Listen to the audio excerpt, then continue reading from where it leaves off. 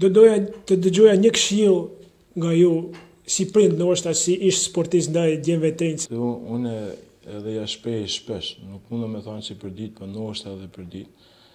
Edhe që ka një problem që ata munden edhe duhet me zgjidhje, duhet me menu për ditë, sepse e vazhdojnë sportin me shumë dëshirë të madhe edhe me pasion. Edhe janë fëmijë që e dojnë futbollin, normalisht e tanë fëmijët e dojnë futbollin, edhe vazhdojnë.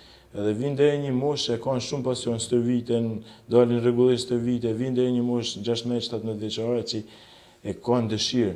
Por ti të ardhur deri te një moshë 16-17 vjeçare, ti të rrit në piramida të më ushtu e të arë vështërësit më të mëdha. Edhe çfarë ndodh? Nëse me të hyp dëshira, i them, mas moshë 16-17 vjeçare, juve ju bën dëshira sepse hasni vështërsi.